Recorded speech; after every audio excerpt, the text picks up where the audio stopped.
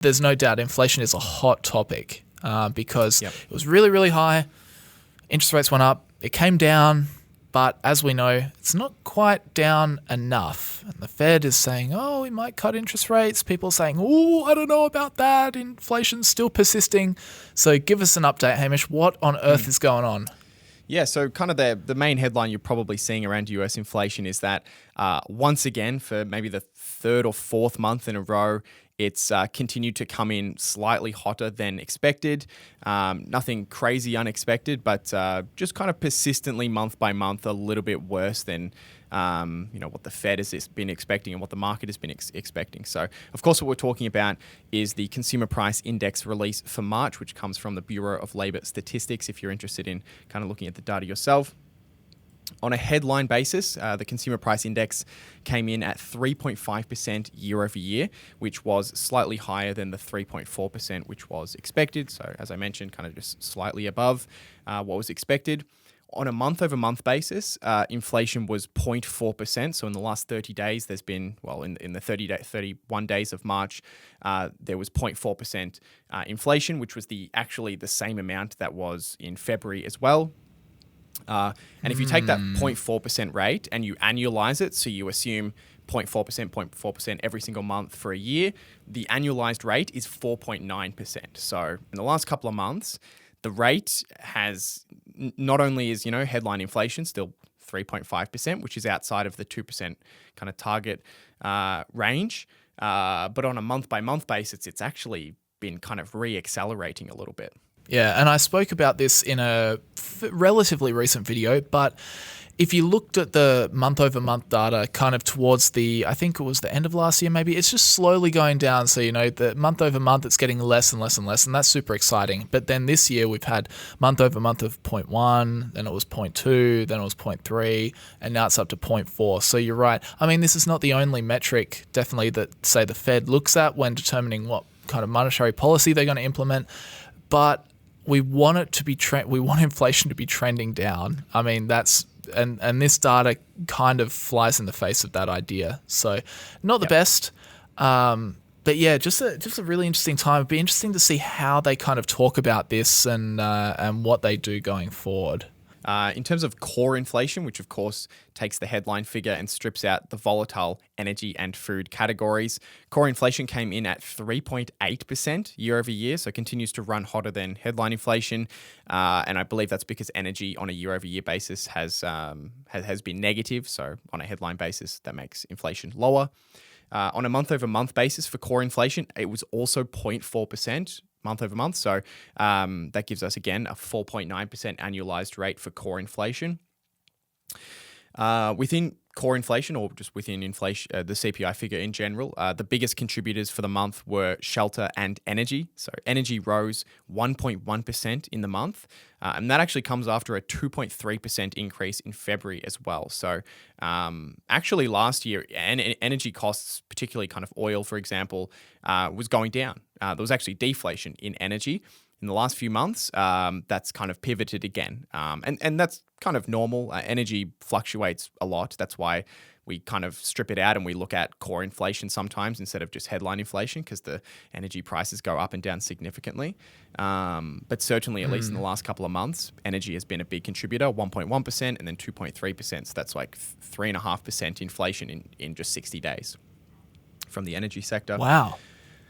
And then the other big contributor in the last month has been shelter, which rose 0.4%.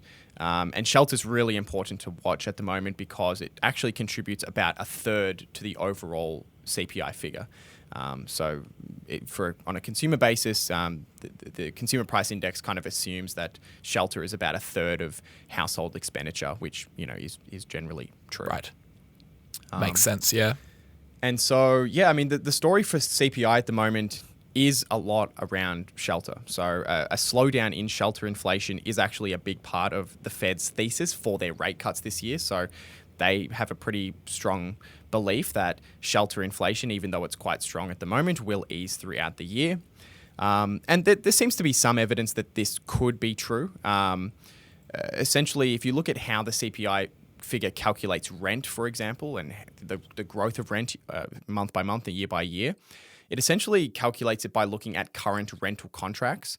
And a lot of those rental contracts, of course, would have been signed 6, 12 months ago, maybe 7 months ago, 4 months ago.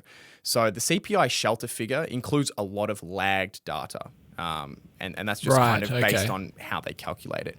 Whereas then you could look at something like going on Zillow, for example, and just looking at the current asking rents. So what are people actually renting their houses out for today, and looking at that growth. And if you look at that, it looks like the growth of rent has been kind of coming down over time, which will appear in the CPI figure in the coming months. So assuming what's currently happening in the rental market continues throughout the year, you would expect CPI, the shelter part of CPI, to continue to ease. And that's a part of the Fed's thesis as to why inflation is kind of a little bit hot at the moment. But as the year goes on, shelter will kind of ease as a part of the overall figure. Interesting. I didn't know that's how it worked, but the way you explain it definitely makes sense. If you kind of look at just the listings and what people are actually doing right now in terms of rent, as opposed to the lag. Very interesting. Yeah, absolutely. And I mean, there's other. It's not just rent that goes obviously into the shelter figure, but that seems to be one of the kind of larger contributors. But of course, for now, the overall inflation figure, even core inflation, is still considerably away from the 2% target that the Fed is trying to get inflation to over the long run. And the only other thing I wanted to mention is this. I just took a look this morning. The US stock market is up 13% this year so far.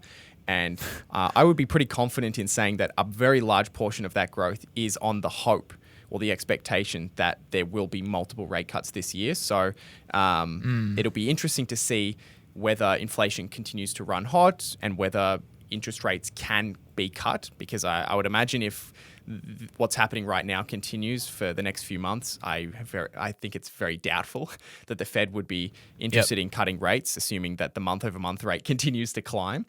And it'll be interesting to see how that impacts the market, which seems to still be very, very optimistic about rate cuts coming out this year.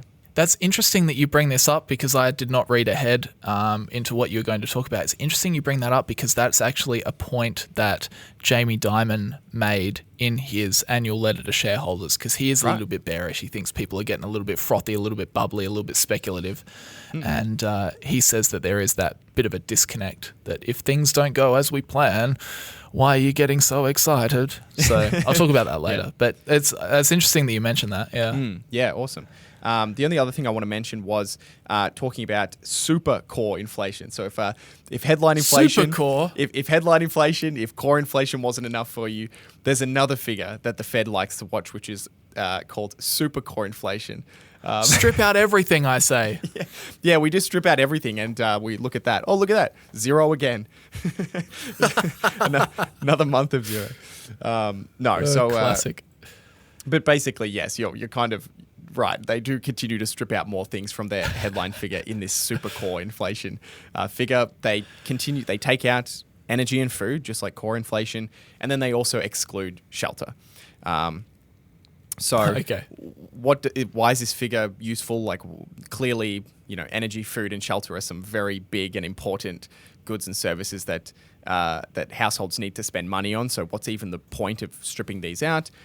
Well, some Fed officials argue that in the current climate, since they see elevated housing inflation as a temporary problem, that it's actually not a good gauge of underlying prices. So since they are pretty confident, and look, who knows, the Fed has been confident in the past and been wrong, but since they are confident transitory. Exactly. They're confident that shelter, I like how they didn't use that word. They changed it to temporary. But since they think shelter is transitory, they also like looking at a figure for inflation, which excludes it. Supercore inflation rose 4.8% in the year to March.